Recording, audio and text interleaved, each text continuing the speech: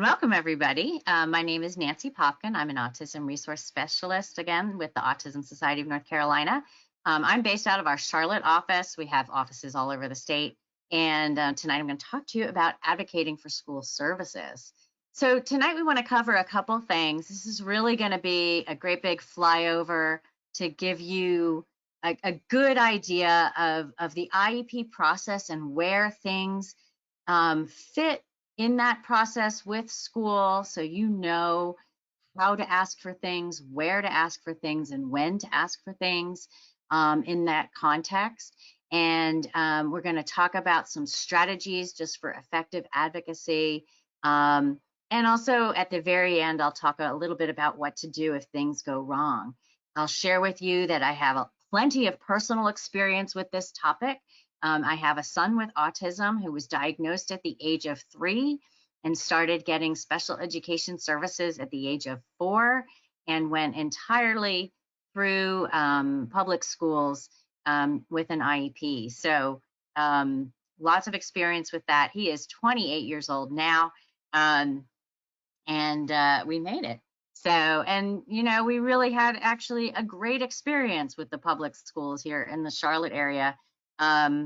And I learned a lot about working with teachers and advocating for his services. And he made tremendous gains over the course of his school experience. So I'll share some of that. So let's start talking about the IEP process first.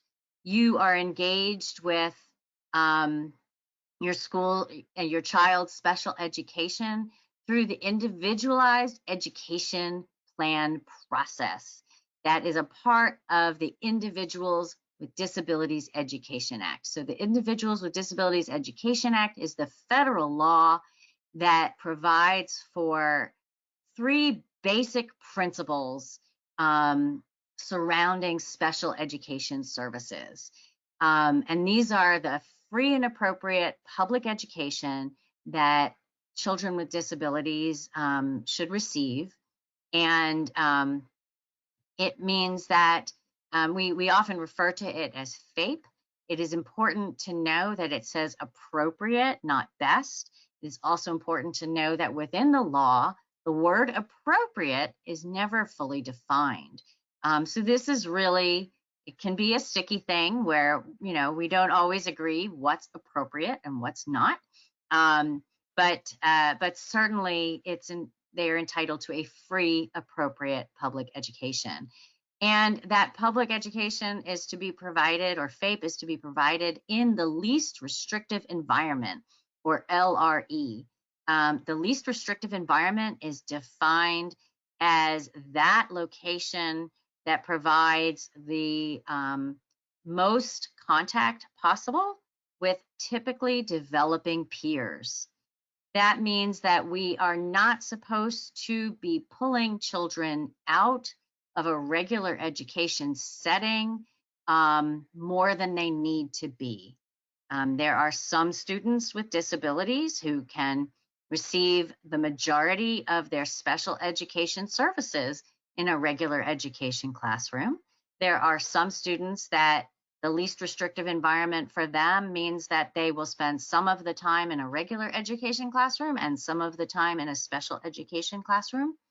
And there are some children who really need a specially designed environment as well as a specially designed curriculum and education. And so they may be in a separate setting, and that represents the least restrictive environment for them. But it's important that we're always looking at finding ways whenever possible to increase and provide opportunities for time with typically developing peers. And then finally, IDEA provides for an individualized education plan. This is the actual plan that outlines what services and what goals your child is working on. And that's what we're going to talk about next. So that's the big bones skeleton of IDEA. The IEP process is a long and lengthy process in a way, because it's constantly looping back on itself. Even though I show that it's in a line, It actually, once we get to the end of that era, we loop back to the beginning and start it again, year after year. So it starts with evaluating and determining eligibility. It means that not everybody is going to have an IEP or be eligible for special education, but we start to figure that out by evaluating. And I'm going to talk about that again in a minute. Then once we've evaluated and determined that someone is eligible for an IEP, we would sit and write that IEP, that individualized education plan. Once that is written, the services are provided and the student's progress is monitored. And it allows us to determine if the IEP has been effective, and what goals we should work on next. And then we reevaluate and start the process again. And I'll talk a little more about that reevaluate at the end. But we're going to start with evaluate and determine eligibility. There's so many hoops to jump through with special education. So it's important that you know what they are, how you get to them, and where you end up once you get through. So when we evaluate students and determine whether they're eligible, it means that we're doing a series of evaluations, not just one, but many, to determine eligibility. A medical diagnosis of autism doesn't automatically qualify a student for special education, or as we call it in North Carolina, exceptional children's or EC services. I'll use those terms EC and special education interchangeably tonight. So it is not an entitlement just because you have a diagnosis. I know a lot of parents will get a diagnosis and a doctor may say, now you need to go to the school and get an IEP. And it's not just that simple. You don't bring in that medical diagnosis and then poof, you have an IEP. They're going to want to do evaluations. And in fact, in the North Carolina state regulations for special education services, each area of eligibility that I'll talk about has a number of prescribed evaluations that must be done. And these include observations and collecting data related to academics and functional skills. So I know for autism, there are maybe 10 to 12 different things that they're going to look at. They're going to look at cognitive abilities as well as educational skills, adaptive skills, and behavior, expressive and receptive language, possibly fine motor skills, and a number of other things. So it's really quite thorough. And in that process, we have to use that data to demonstrate that the disability adversely impacts the educational performance. In fact, if it doesn't, then it would rule out eligibility. The disability doesn't always. I'll talk about that in a moment as well. And then finally, children with autism, with ASD, may meet the disability criteria under the category of autism to be eligible, but there are also 13 other areas of eligibility. Most of them are not appropriate for a child with autism, but a couple of them may be. So if a child with autism doesn't meet the criteria under the autism category, sometimes it's possible that they will meet the eligibility under most often a category called other health impaired. This is the one we see most often.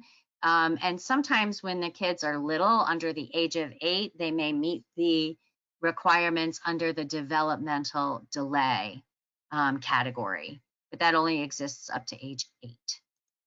So I want you to think about these areas of eligibility sort of like doors. So there are 13 doors that lead to one room, which is would represent special education services, though, as I said in the beginning, special education doesn't always happen in a separate room. But just think about those services. There are 13 doors to access them. Autism is one of 13 doors. So you need to meet the eligibility criteria to get through one of those doors. We're here tonight with the Autism Society, so we're considering the autism door tonight. And this is what the criteria looks like to be eligible for special education services under the area of eligibility of autism. So the first thing is that you have to show impairment in all three of these areas in the category of social communication impairment. So individuals who are eligible for special education are showing impairment with nonverbal behaviors, relationships, and social emotional reciprocity. So this means that I'm not doing a talk on autism specifically tonight, but when we talk about those nonverbal behaviors, it may be that they are communicating their emotions in ways that maybe are inappropriate. They may not be using eye contact. They may be, engaging in non-functional communication attempts as well. So we're looking at that. We're looking at their relationships with their peers. Are they able to connect with their peers? Are they interacting? Are they able to do group projects with another student? Sharing, things like that. And then social emotional reciprocity, maybe specifically about how they're handling their emotions, understanding social situations, and able to regulate themselves in the context of different scenarios. And then if they also need to look at this second area of restrictive repetitive behaviors. There are 4 listed here. You only need to demonstrate a deficit in one of these 4. If you're like my son, you can demonstrate deficits in all 4 of them. But for any given student, 1 is good enough to move us along this eligibility criteria. So these are, the stereotyped behaviors, ritualized behaviors, sensory problems, and restricted interests. And then after we jump through those 2 hoops, we then need to ask the question, does this affect the student's educational performance? I know I have it on another slide, but I'm going to say it here.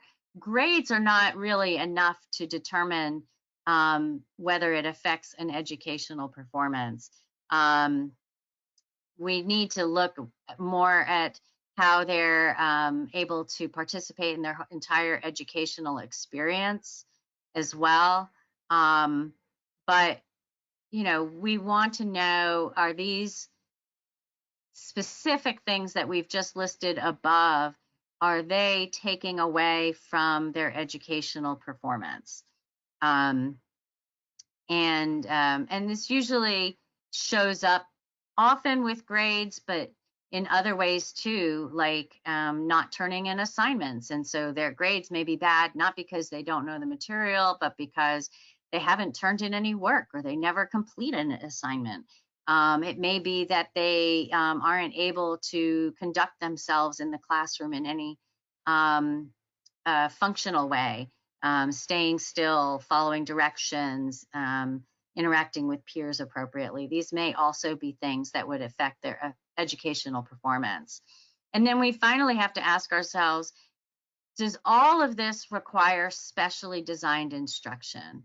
There are occasions where a student may meet the criteria in the top part of this, and then we see that, there are some effects on their educational performance, but if we put some accommodations in place for that student, they would be fine and they would suddenly, do better. And if that's the case, then they would not get an individualized education plan. They would not be eligible for special education services. They would get something called a 504 plan. I'm not talking any more than what I'm going to say now about 504s, but 504 plans are strictly accommodations for a student with a disability. If a student has a disability, they can go to the school counselor and ask for just accommodations.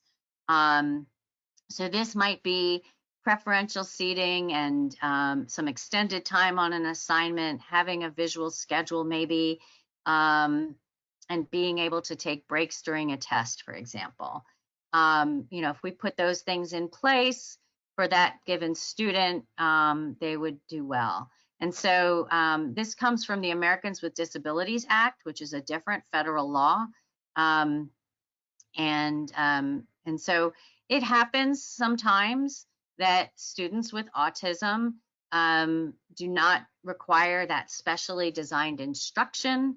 Sometimes students will need it when they're younger, and by the time they get to high school, they just need accommodations, so they would move to a 504. So that does happen. But we're here tonight to talk about the kids who they do need specially designed instruction. So if we sort of jump through all 4 of these hoops successfully, that means that a student will be eligible for an IEP, which is step 2 in this process. So we've evaluated this student, and we've looked at all the data that we've collected, and we've gone through the determination process, and it turns out this student is eligible for an individualized education plan, an IEP. And so we get a team of people together.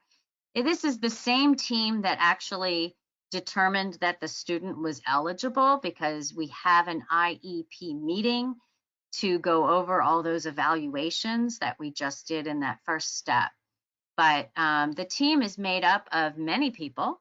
The parent is number 1. It wouldn't even exist without you.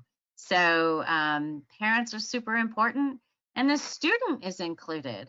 This really starts at age 14, and if any of you are parents of children around that age or about to be that age or older, I really strongly encourage you to include your student in the IEP meetings. It's just a great way for them to start understanding that they may need accommodations, that there are goals that they're working on, to start learning how to self-advocate. It's a great opportunity. There will be somebody who is a representative from the LEA. LEA stands for the Localized Education Agency. That's the school district. And generally the representative is the principal or assistant principal at the school. These are the people who can speak to the allocation of resources. And so there's somebody that needs to be able to be aware of those things. And so they are present at the meeting. There are times where a teacher is designated by the administrator to be the LEA. Often it's like a lead EC teacher who would do that. So, but one person shall be the LEA, and then there will be a person or persons who can explain evaluation results. So if you had an evaluation done, there will be a psychologist present. There will be whoever did the educational testing, a speech language pathologist, an occupational therapist if you had occupational therapy evaluations done, and any other professionals who are who administered evaluations so that they can explain those results. Then there will be a special education provider, an EC teacher, as we say, again, here in North Carolina, and a general education teacher. Even if a student is not following the standard curriculum, we'll still have a general education teacher present. There is an opportunity if you feel that your child does not interact with a general education setting at all. Um, if you feel that there's just no place for that teacher to chime in, you may excuse that teacher from the meeting. But the school cannot do that. They need your permission to do that. I still encourage having a general education teacher present, because they can always speak to what a typical developing child might be doing and listen for places where your child can participate with general education peers. So, or typically developing peers. So I sort of encourage families to continue to have that person there. Of course, if your child is in the general education setting part of the time, you definitely want to have one of your general education teachers present. Um, you also can have a translator or interpreter present if English is not your first language. I know there are a lot of families out there who English is a second language and they feel really good about it. But you still can have somebody there translating in your first language. And I do encourage you to do that. It can be really helpful. And then finally, there are other individuals that can be invited by you. So you can invite people if you want. And that's sometimes how we end up going to IEP meetings to support families. I will let you know that we are not available to go to every single IEP meeting that we are requested to attend, but we try to get to as many as we can. But that is something that we do.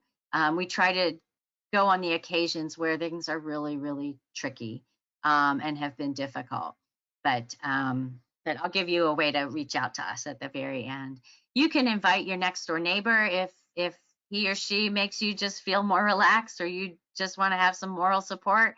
You can have other family members attend, or people in the community who are providing services, if they are able to go. I know there are some therapists who will offer to go, but you will have to pay for their time.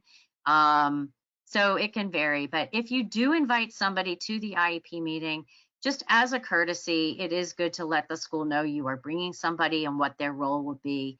It just means that they have enough space for everybody when you get there, and they're ready to roll with that meeting. So that's everybody who's on the IEP team. And I want to talk a little bit more about your participation in the meeting. There are parents who don't attend every meeting that their child has, but I just want to go on the record saying that you should make every effort to attend every meeting that the school has discussing your child. In fact, they shouldn't be having meetings without you present. They cannot have an IEP meeting without you there.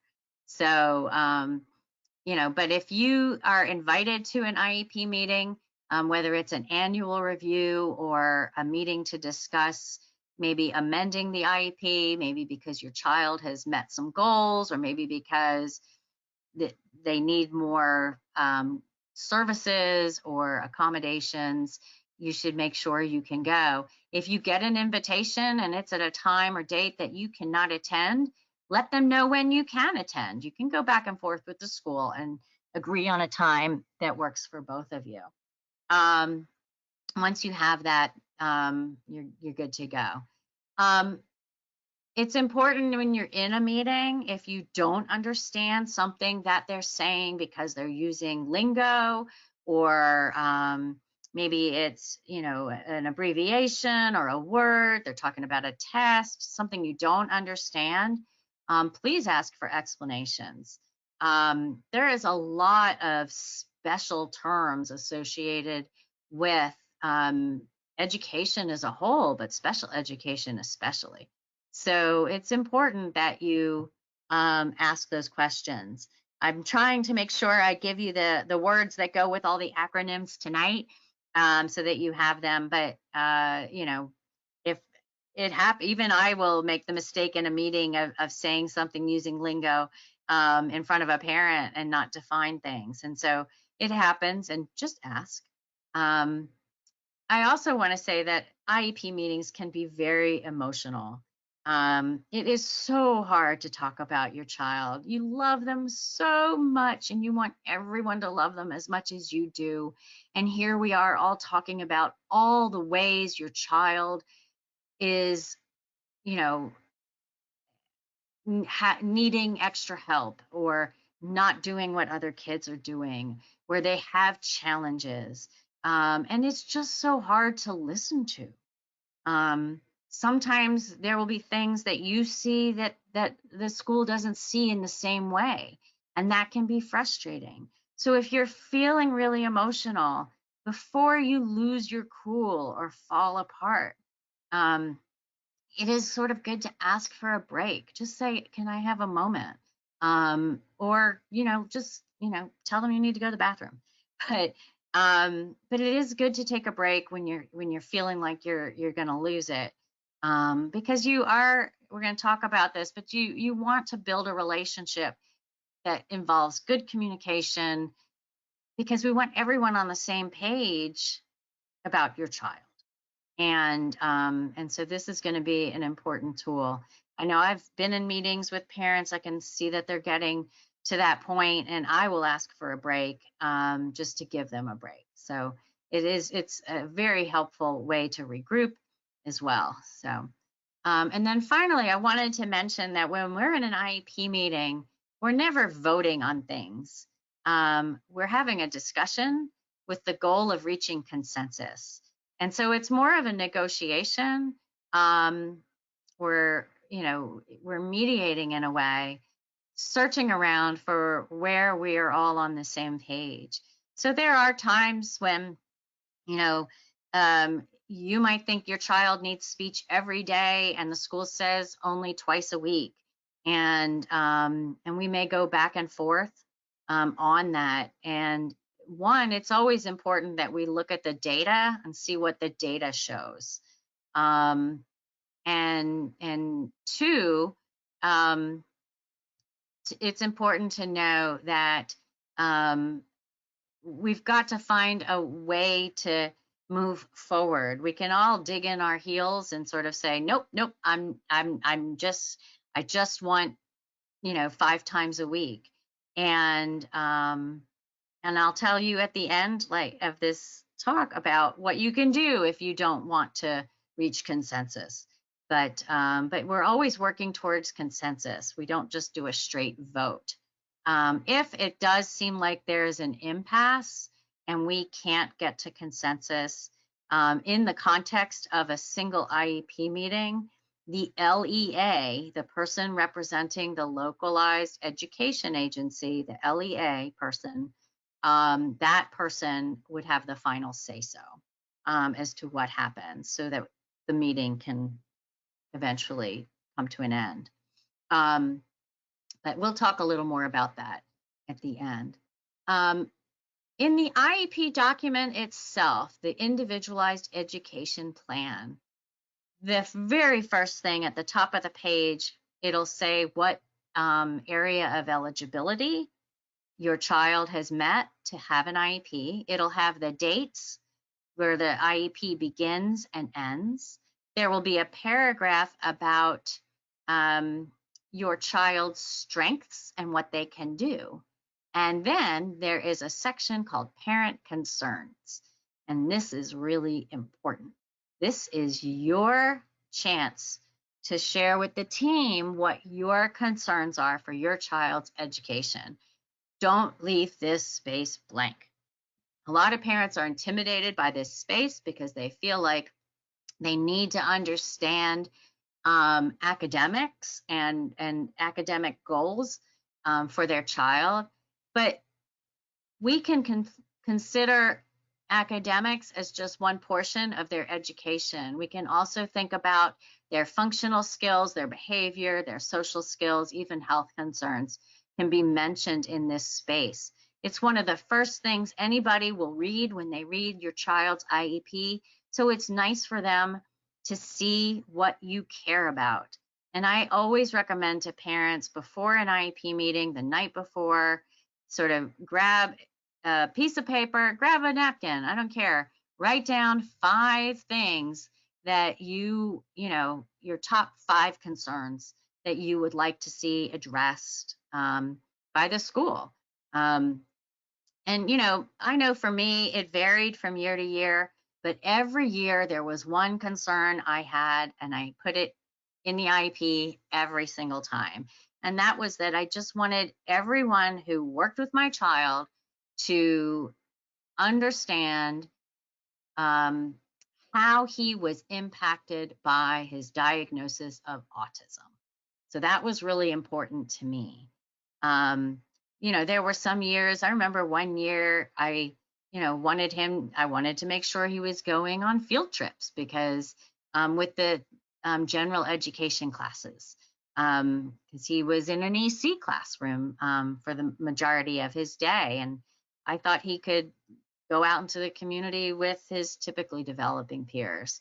I remember, later on, I had concerns about his health and making sure everybody, read his epilepsy seizure protocols because he had seizures. I wanted to make sure he had opportunities, with typical peers.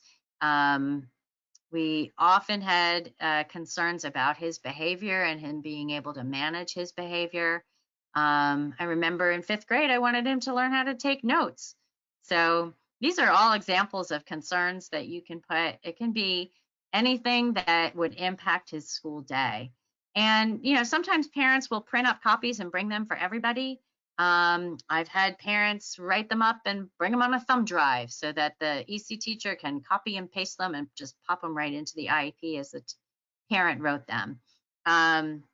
So I do often recommend that we keep it simple to a bullet list, though, because if it's too long on the document, then people don't read it. So we want to make sure that we're mentioning everything that concerns us, but that we're also making it accessible and readable. The next sort of section of the IEP that you will see, and I want to talk about briefly, is the consideration of special factors. This is a series of about 8 questions. It asks if your child is English is their first language, if they are blind or visually impaired, if they're hard of hearing. And most of those questions don't apply to our kids, but these 2 questions do. Does the student have behaviors that impede his or her learning or that of others? If you answer yes to this question, then the IEP must address the behavior either through an annual goal or a behavior intervention plan or both of these things. I'm actually doing a talk on October 7th about this question in particular and how behavior is addressed in the IEP. So check our calendar for October 7th if you want to learn more about that topic. And I will be speaking again. And that's in the evening as well. The other question that you should pay attention to is, does the student have any special communication needs? And we answer yes to this question. And if we do, it's because they are receiving speech services as a related service. And they may have some other communication needs. So those are 2 questions that come up. And we really are answering yes if there is more to come in the IEP related to communication and related to behavior. So keep an eye on those. And then we sort of head into the meat of the IEP, the present levels of academic and functional performance. This is really, to me, the most important part of the IEP.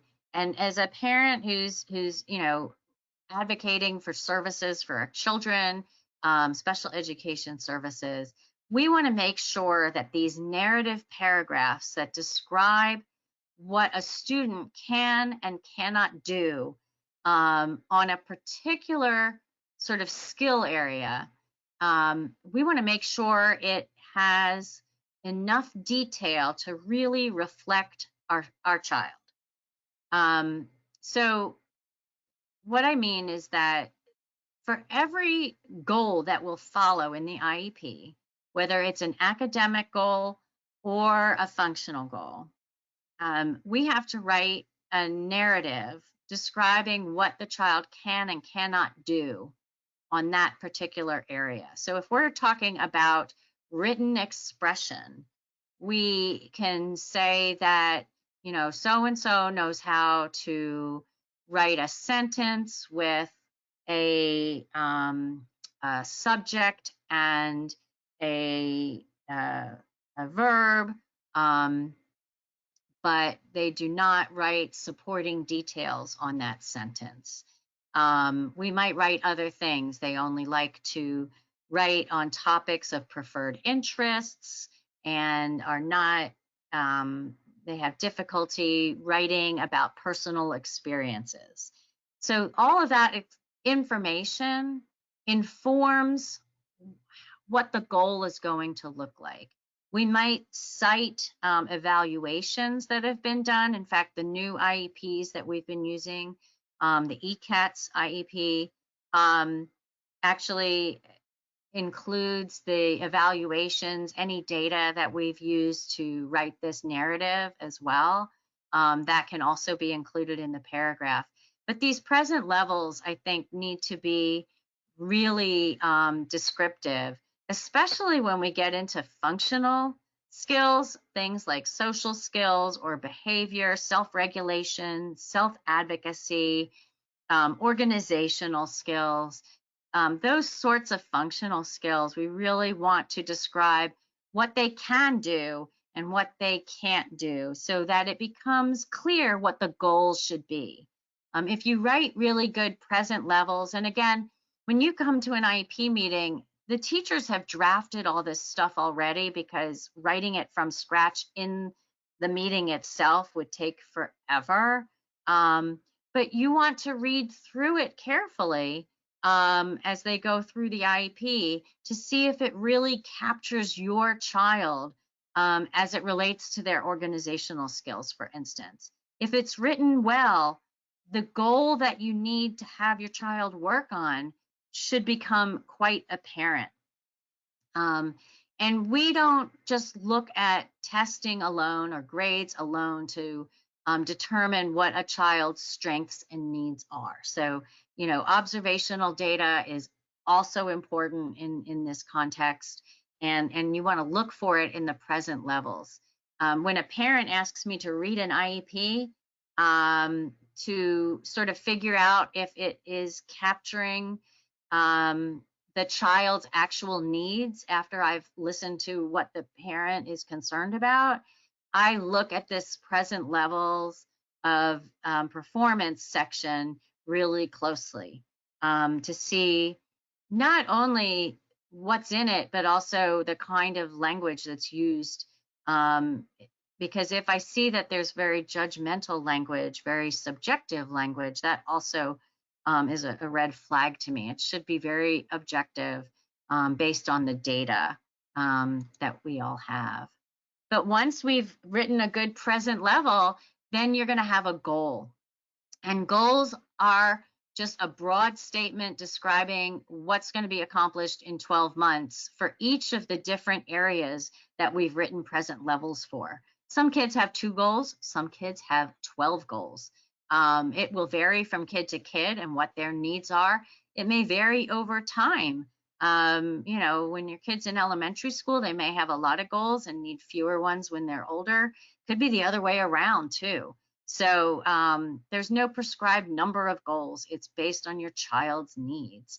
But the goals originate from those present levels. The present level has to say that a student cannot do this certain thing, and it is impeding their progress. And so that then will become the goal. If a goal is written and there's no description of what they can and cannot do as it related to it in the present level, then the present level is not accurate.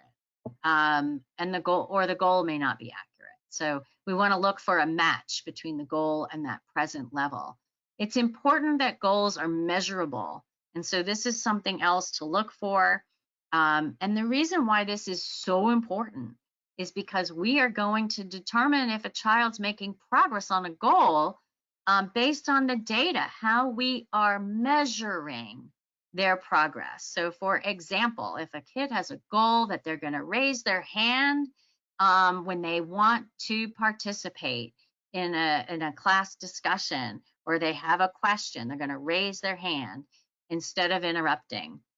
In the present level, we would have said that so and so raises their hand 30% of the time, but often we'll just call out, and so we know that this is what the child does already, and they're doing it about 30% of the time the right way.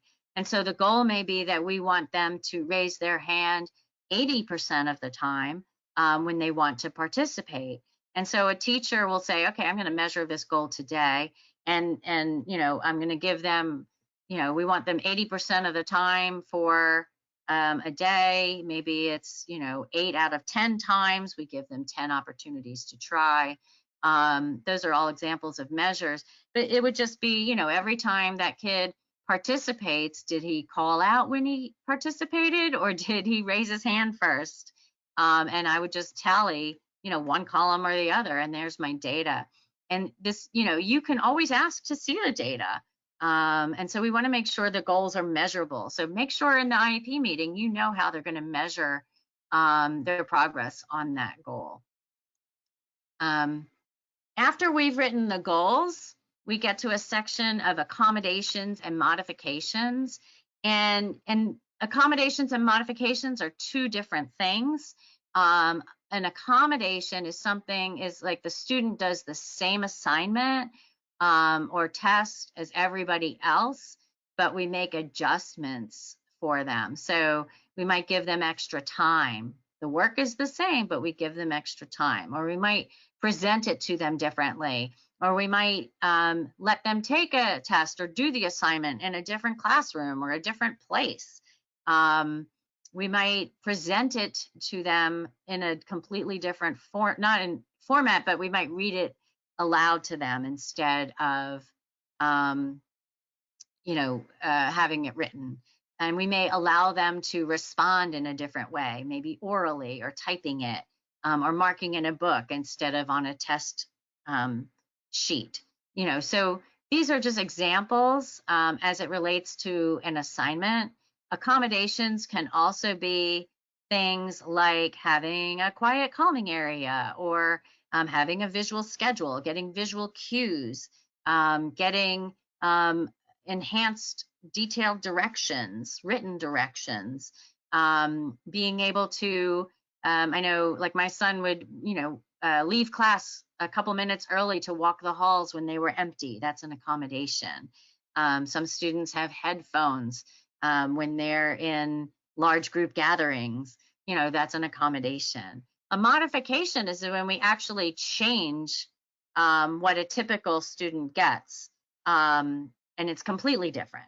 So for the student with a disability, so maybe we're changing the expectations. If we're thinking about an assignment, maybe what they're expected to learn is different.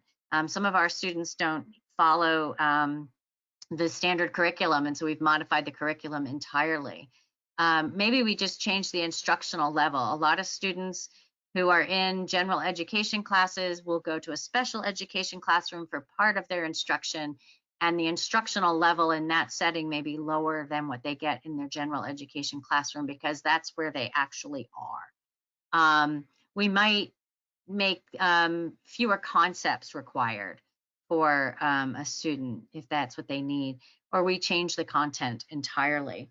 So there are ways to modify things as well. More often though, we're accommodating, and sometimes we are doing both. So finally, at the end of an IEP, there is the special education service section. And this is where we designate the amount of time that will be provided to work on each goal.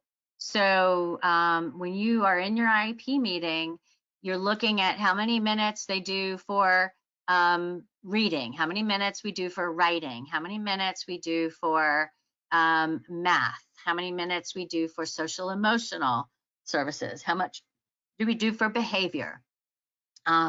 So your goals will fall into these areas, and they will allot certain number of minutes.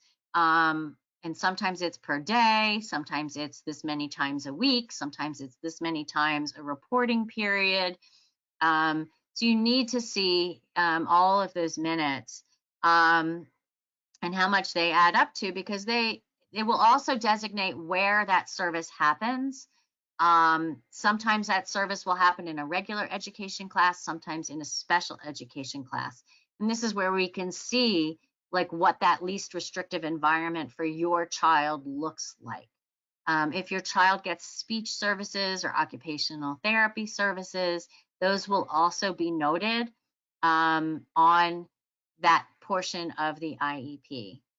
So I've just gone through sort of all the different parts of the IEP so that you know where things are talked about. Parents call sometimes with concerns, and the first thing I always have to sort of tease out is, are these concerns related to the IEP not fully representing the needs of the child, or is it because the IEP is good, but it's not being implemented properly? So these are things that knowing the parts of the IEP and where to advocate for certain things, and where to, and when, I guess, to do that, it's helpful to know all these different parts. So, and I'm going to touch on those again in a moment. When you are at an IEP meeting, after you complete writing the entire IEP, you're going to work on a document called prior written notice. And that document is a summary of everything that happened at the IEP meeting. So it's completed at the end. It is considered part of the IEP, but it summarizes all of the decisions that were made, and it's notifying you of all the services that will go into effect now that we've completed this IEP, which is why it's called prior written notice, because prior to starting the services, here is your written notice that they are to begin. So it's weird having the word prior at the end of an IEP meeting, but it has to do with the beginning of those services. It also will include information about any things that were discussed but rejected during the meeting. And this is the prior written notice is a great, I like to think of it a little bit as a nice parking lot for things that didn't fit in the IEP anywhere appropriately, but we still want to make note of it. So for instance, I was just in a meeting recently where we didn't actually agree on all of the service times. The school increased the special education time for some of the goal areas, but not all of them. And I thought that, I thought that one of the areas should have also been increased a little bit. The parent was on the fence about it, and the school didn't want to change it. And I asked that we revisit the IEP at the end of the quarter in November to see if the way we have it set up is working. And they were fine with that. So we're going to meet again in November. And we wrote that in the prior written notice. We said that the team discussed increasing services for this area, the service time, but decided to collect data for 6 more weeks, and then and have a meeting again to decide. So, we can do that as well. And that's a good example, I think, of consensus. We could have all dug in our heels in the meeting and never gotten out of the meeting ever. But we decided, okay, well, we'll try it this way for 6 weeks, and then we'll meet again. And we captured it. We used the prior written notice to codify that decision. So now it's part of the IEP that we have to meet in November to look at the data. And it was a way for us to sort of move forward. So just an example. So here we are back at our process again. Once the IEP is written, prior written notice is done, you will have a copy. Now the school's going to provide the services and they're going to monitor your child's progress. That's why those goals had to be measurable, because we can't decide that a student's making progress on a goal just based on, I think they're doing fine. We need actual data that shows that they're making progress. So they're going to send a progress report home every quarter with the report card, and they're going to have, it should be based on the data they collect for every single one of those goals. And so when you meet again a year, an IEP is only good for a year. So before it expires, they'll have another IEP meeting called an annual review. They're going to look at the data from monitoring your child's progress and see how they did on those goals and write a new IEP.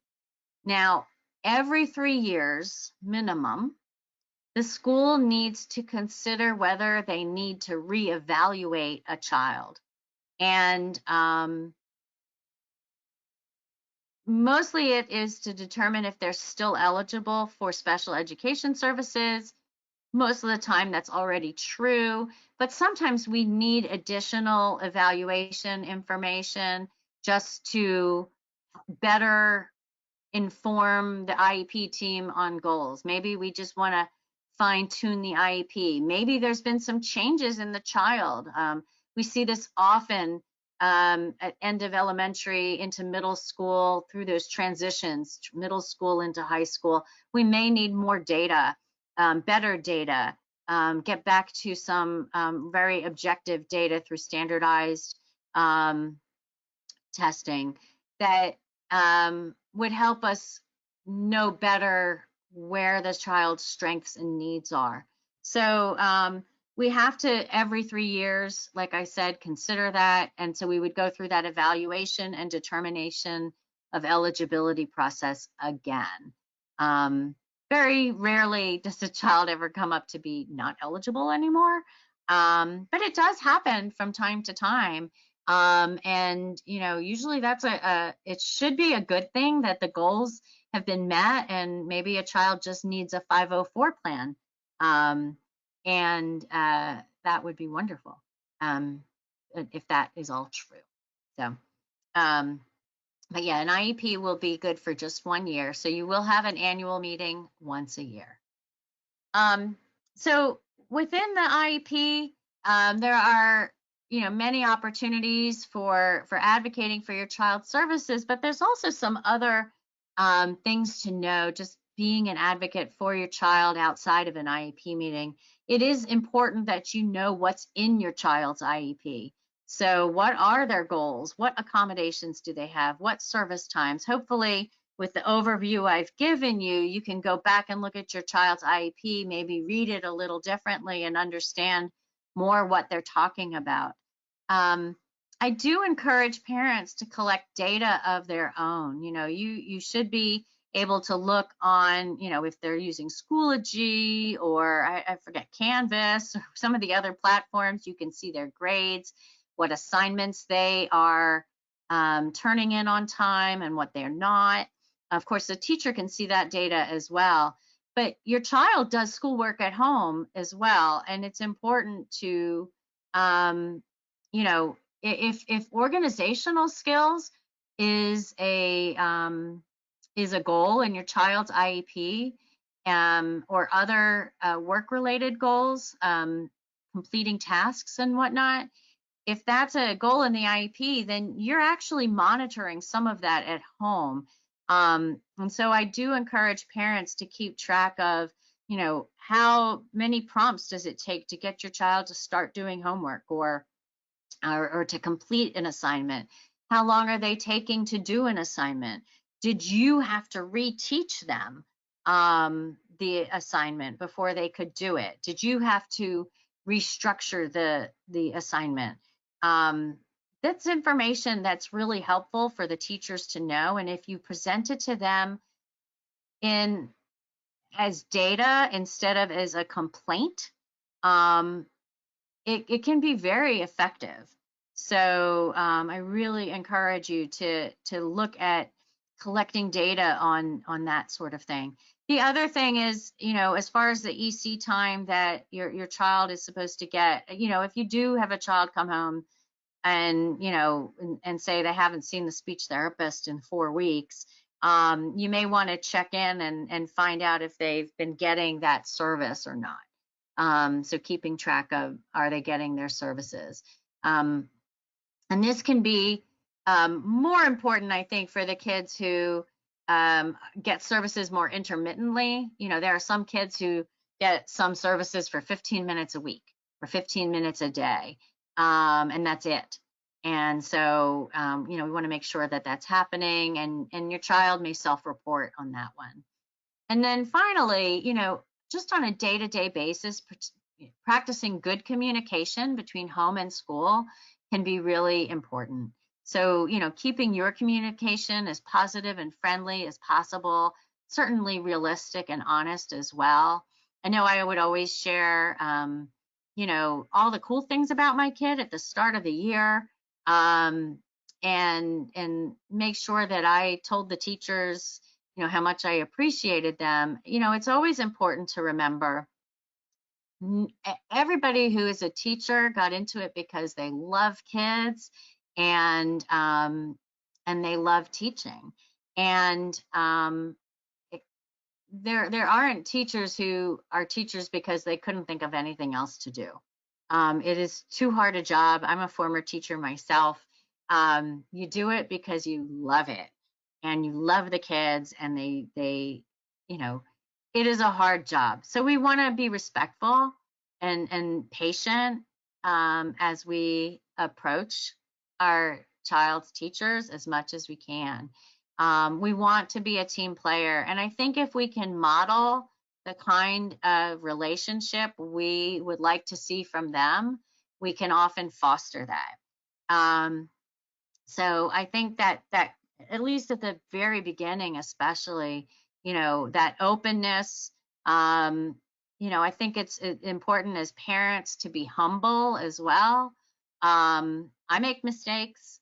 I don't expect anybody to be perfect because I couldn't possibly be perfect.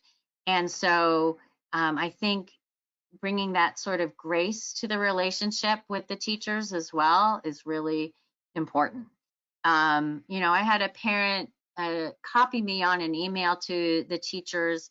She had some concerns about her child's IEP, and she did such a beautiful job of just not blaming anybody for the challenges that her son is having, but she also very clearly, like, cited and typed up the portions of the IEP that stated, what his needs were and what accommodations he was supposed to get. And they weren't happening. And she didn't blame anybody for the lack. She just was very, she was kind, and she was objective about it. And that really was very, very helpful. So she did a good job there. Just a couple other thoughts about good communication. I know I'm running up it's 8 o'clock. I just have a little bit more to go, and then we can open up to some questions. Just some additional thoughts, separating the people from the problem, really focusing on the problem rather than blaming a person is really important, like I just described. It's important, to remember that persuasion is more effective than making demands. And that's why that data collection, giving examples, showing how you do things at home, is more important and better than just coming in and, stomping your feet and pounding a fist and I want. We want to make decisions based on data. That's why that IEP process is so data heavy. It's a really important place because it focuses us not on everybody's individual needs, but the needs of the child alone. Very important. And then, I do encourage families to consider developing some sort of routine communication system between home and school, something that you can agree on with the teacher. For our kids who are nonverbal, I think this is a little bit easier because everybody is making the assumption that they cannot report to the parents how their day went. And so teachers are usually pretty good about communicating in some way, whether it's a log or a data sheet, emails or texts, how the day went. But for some of our kids who are quite verbal, sometimes I think we all can forget that they're not necessarily reliable reporters. And so, having some sort of communication system might be helpful. I know I use some simple data sheets over the years that I would make that had things that were important to me on them, and made it simple enough that a teacher could quickly fill it out and get that information to me. So, so that's something to think about as well. But sometimes things go wrong, and you don't agree with what the school is doing. Maybe they're not following the IEP the way it's written. Maybe you don't like how the IEP is written. Maybe some new struggles have come up that weren't there when the IEP was written. And not everybody's on the same page yet because you haven't had a conversation about it. So if you have concerns, it's so important that you start addressing them with the EC teacher first. Bring your concerns, whether it's in an email or requesting a conference. You do not need to call an IEP meeting if you have just some concerns. Everything is not an IEP meeting. Parents who call IEP meetings all the time, everybody gets burnout. You have the right, absolutely, to request an IEP meeting if the IEP needs to be amended. So if there's an issue that needs a discussion first, have that meeting, have that discussion, share any data that you have collected, give the teacher a chance to address it. Maybe one of your child's general education teachers isn't, following the IEP and not providing the accommodations properly. And so the IEP is fine. You do not need an IEP meeting to discuss that. But you need to bring the concerns to the EC teacher who is responsible for talking to that other teacher and fixing that issue. If the EC teacher can't help, you can go to the administrator who handles EC services. Again, that's usually whoever the LEA was, the principal or assistant principal, and share your concerns there as well. If the EC teacher is the problem, you can just go to the administrator directly if you feel more comfortable doing that. Although sometimes it's good to just talk to the person who there's an issue with. Again, if you can do it in a way that's not blaming, but collaborative, you're going to get better results. That's where we start. But if for some reason it's not enough, and I should go back and just sort of say that, if you have a meeting with the EC teacher and you share your concerns, the EC teacher might say, you know what, let's have an IEP meeting and we can make some changes in the IEP to solve this problem, then you will have an IEP meeting. So that happens. I remember when my son was in 5th grade, we had 5 IEP meetings. He was having a behavioral regression. It was a tough year. We kept having to modify his EC services and his goals and his accommodations to meet his needs. And so we had a lot of IEP meetings, but we were all on the same page the whole time having them. So it's certainly possible that you'll have multiple meetings, but it's got to be for the right reasons. But the federal law IDEA does provide for opportunities for parents to resolve disputes more formally. So if you've tried to handle things at the school level, you do have the opportunity to file a formal written or state complaint. And this is when the school is being non-compliant. The IEP is great. but the school is not following it. So they are non-compliant. They are not providing a free and appropriate public education for some reason. Then you can file a state complaint. You file for mediation if you disagree with something in the IEP. So for instance, I had a family, the school wanted to decrease the child's speech services. The family disagreed. They did not really want to reach consensus on it.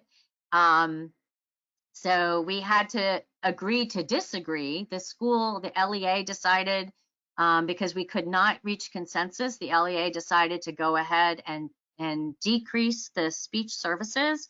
And the parents just kindly said, we respect that decision, but we are going to file for mediation.